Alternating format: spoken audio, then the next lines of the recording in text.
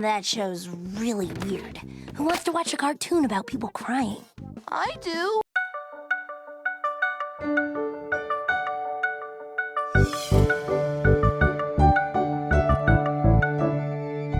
This is the first in a series of videos that will be exploring what Steven Universe has to say about men, boys, and masculinity. Steven Universe is an animated show on Cartoon Network created by Rebecca Sugar. It focuses on the adventures of the crystal gems: Garnet, Pearl, Amethyst, and of course, Steven. This series is exceptional for a whole bunch of reasons, not least of which is because it's filled with powerful, confident women who are central to the show and its plot. Now, if you haven't seen this show yet, just pause this video right here and go and do that, because it is good. I mean, really, seriously good.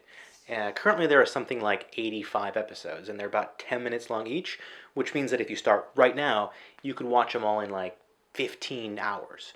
So once you've gone and done that, just come back, unpause the video, and keep watching. Alright? Alright. This show is so good! Those of you who do follow the series probably already know that Steven Universe has received a huge amount of praise for its diversity, for its feminist themes, and for its positive depictions of queer relationships.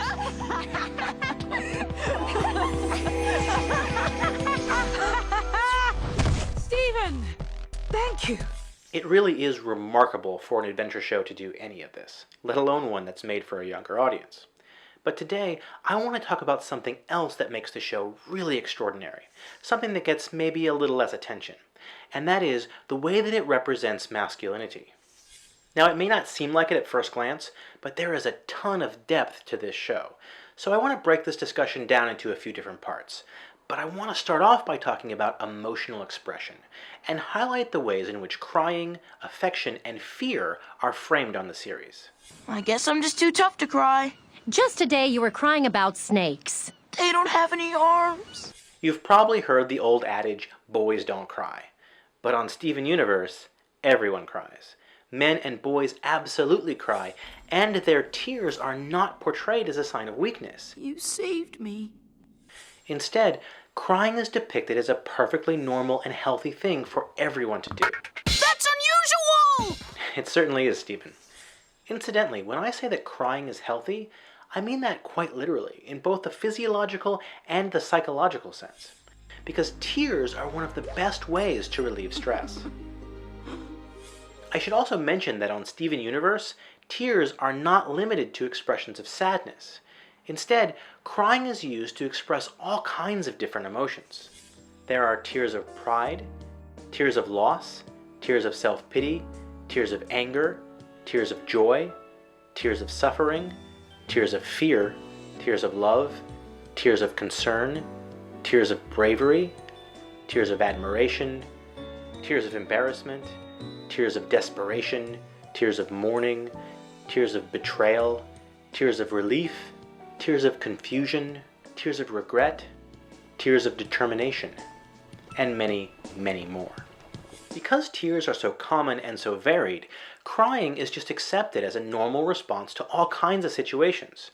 And that normalization then opens up space on the show for it to occasionally poke fun at a character for behaving in a foolish or melodramatic way, without poking fun at the act of crying itself. The series also has a fantastic sense of humor about all this crying, as evidenced by Steven's favorite cartoon show. Stay tuned for another episode of Crying Breakfast Friends. Yeesh, I must be getting old. I used to like cartoons. The open expression of vulnerability is extremely gendered in Western media culture. Being emotional, especially crying, is seen as stereotypically feminine, as girl stuff. We're all familiar with the stereotype that women are over-emotional or irrational or too sensitive. Now, of course, that stereotype is complete nonsense. Everyone has these emotions, and everyone has these feelings. In fact, research has shown that male infants actually display more emotional expression than female infants do. But our society teaches boys at a very early age that it is not okay for them to display their vulnerable sides. We're taught that young men should bottle up most of their feelings, that anger or aggression may sometimes be permissible for some men in certain situations, but that vulnerability is strictly off limits, because it's been culturally associated with weakness. But on Steven Universe, vulnerability is not equated with weakness. Instead, it's simply equated with being a human being. Dad, please. I have to go back. I have to. They don't have my shield. Do you understand? Yeah, okay. Just be careful, or I'm gonna run fresh out of family. Stay with everyone and keep them safe. We see men and boys openly sharing their emotions and talking about their feelings with their friends and their family. No one is told to toughen up, and no one is made to feel that expressing their feelings is something to be ashamed of. What are you smiling about? You loved her. Come here, you! Both physical and verbal expressions of affection, of love, and of support are freely given in Steven's world. On Steven Universe, there are lots and lots of hugs. So very many hugs.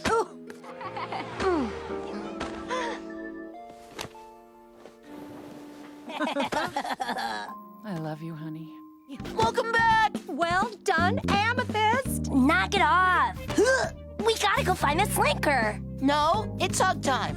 And just like crying, physical signs of affection hold a vast array of different emotional meanings. There are hugs of consolation, Steven, it's okay. We're here. hugs of protection, All right. hugs of joy, hugs of forgiveness, hugs of support, I'm so proud of you. Yeah, you the man. I knew you could do it. and so many more. It's also common for characters to express their love and their support for each other very directly by simply telling them that that's how they feel. Oh, Steven, there's one more thing I have to mention. What is it? I love you. Bye. Do you have any last words? I love you, Peridot. Why are you getting so worked up? What? Do you care about me or something? Yes. This emotional expression is all out there in the open, so we, as the audience, don't need to read between the lines. On Steven Universe, characters don't need to mask their affection for each other behind cynicism or teasing or self-deprecating humor, as tends to happen on some other animated shows. It's a very brave thing to show love and affection for others, and to do it wholeheartedly like Steven does. Well, I think you're pretty great. Tender and loving behavior is never framed as embarrassing or unmanly in his world, and it's not reserved only for romance either. This is especially remarkable when it comes to depictions of men's relationships with each other. We see affection being actively encouraged even between straight men, particularly between Steven and his father, but also between Steven and his friends, including wannabe cool kid Lars. Yeah! Okay, that's enough. Now a quick note here. Emotional expression is not the same thing as just having feelings. Men, even fictional men, are not robots. Well, I mean, they're mostly not robots. Almost all male characters in media are meant to have feelings, at least at some point. These feelings are communicated to the audience through a variety of filmmaking techniques. But most of the time, men don't openly share those feelings. Instead, male characters choose to keep it to themselves. Except under a very narrow set of traumatic circumstances where showing feelings is momentarily acceptable, like when a loved one dies, for example. So when we're talking about emotional expression, we're not just talking about men having feelings. We're talking about male characters that openly share and communicate those feelings to others on screen. Okay, so we've seen how crying and affection are not framed as weak or shameful. But what about fear? How is being afraid portrayed on the show? The first thing to note is that on Steven Universe, being scared is not framed as something negative. Being afraid is instead portrayed as normal and as healthy. Now remember, Steven, if you run into any trouble out there, you can always bail. There's never any shame in bailing. Fatherly advice. Understood. Thank you, Dad. This approach differs from many other coming-of-age stories in which courage is often conflated with fearlessness. In those narratives, young men must learn to bury their fear deep down, because showing that you're afraid is widely seen as an act of cowardice. This media message that fear is somehow shameful or unmanly then encourages young men to go out and take dangerous, unnecessary risks in a misguided quest to look like tough guys who have no fear. It's true that unchecked fear can turn into paranoia and then drive people to lash out and harm others, and that's obviously not good. But here's the thing about fear. Fear is a natural human emotion. It's a natural reaction to danger. It's a biological response with a purpose, and its purpose is to keep us safe and healthy. That's fear's job. Next up, outer space! Blast off! And as such, it's an important emotional part of life. Fear can help us assess when a situation may be too risky or too dangerous. No shame! It's fear that tells us, hey, maybe it's not a good idea to go run around with scissors or play football in traffic on the highway. So only when Stephen lets his fear control and consume him does it become a problem. Hold on! Don't leave me! At least tell me what's gonna happen with my lunch! Do I choke on a pickle? You don't choke on a pickle. That means something else happens with the pickle! But as long as fear is not consistent or completely debilitating, it can be a very healthy thing. We can make it. We're almost there. Time and again, the show communicates that listening to your fears I'm gonna show it to you. is an important step in building a good plan of action moving forward. Steven! What are you doing? We need to go, Pearl! We're not gonna make it! In Stephen's world, acknowledging and being sensitive to your own fears is a true demonstration of bravery. Steven, the truth is, we're scared. We've been scared before, right? None of us know what's going to happen, but that's okay. We can figure things out. Together. As I mentioned earlier, men and boys in our culture are expected to learn to bottle up their emotions. Men may be allowed to have feelings, but ultimately they're encouraged to keep those feelings buried deep inside most of the time. The series addresses this gendered convention directly in the episode Full Disclosure. Stephen is feeling overwhelmed and scared for the safety of his loved ones. And seeing this, his friend Ronaldo gives him some terrible, terrible advice. Yes, Stephen. That's just what people like us do. Suffer quietly, shouldering the knowledge no one else can bear. This is no easy path we've chosen here. There are sacrifices. Look at them all down there, Stephen. It's our duty to let those simple people live out their simple lives without ever knowing the burden of being friends with us. That idea that men should shoulder difficult burdens all by themselves to protect those who are close to them is something deeply ingrained in our culture.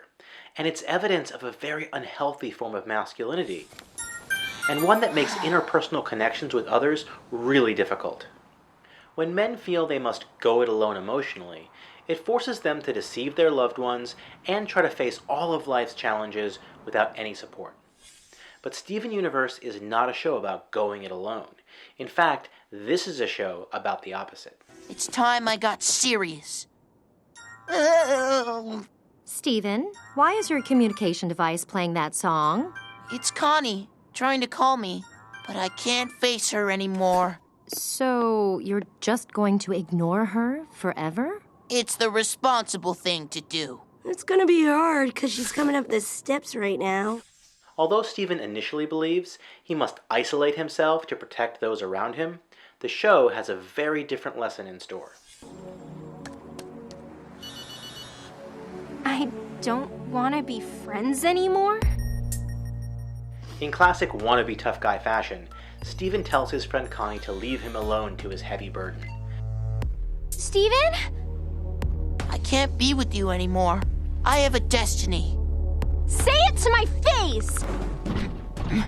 But she refuses to leave him alone. She is persistent, Well? and Stephen ultimately decides to open up to her. I still want to be friends! Steven, your eye. What happened to you? I didn't want you to worry about it. I've been worried sick all day. What do you think I'm doing here? I just wanted to protect you. Stop. Just tell me everything. He cries, and he tells her the truth about his feelings, demonstrating that he has the courage to be openly vulnerable in front of her. I can't stress enough how unusual this is for any piece of media. This series is not content to simply hint at what the protagonist may be feeling deep down inside, like so many other superhero stories. Batman. On Steven Universe, male heroes don't brood or stew with unspoken emotion. They dare to share their feelings openly with others. In the end, Steven's emotional honesty is rewarded. Connie is supportive of his feelings and affectionately reaffirms that she is there for him, no matter what. The least I could do is just listen. I can't ask you to do that. I want to, Steven. I want to be a part of your universe. The lesson here is that men and boys don't need to protect their loved ones from things that might scare them.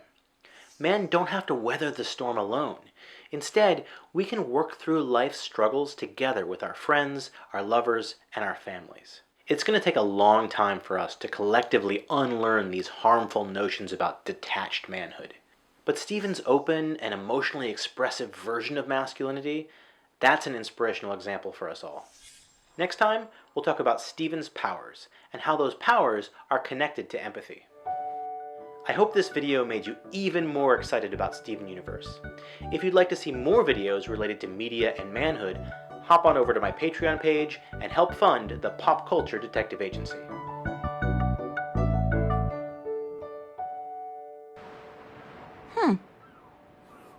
Click.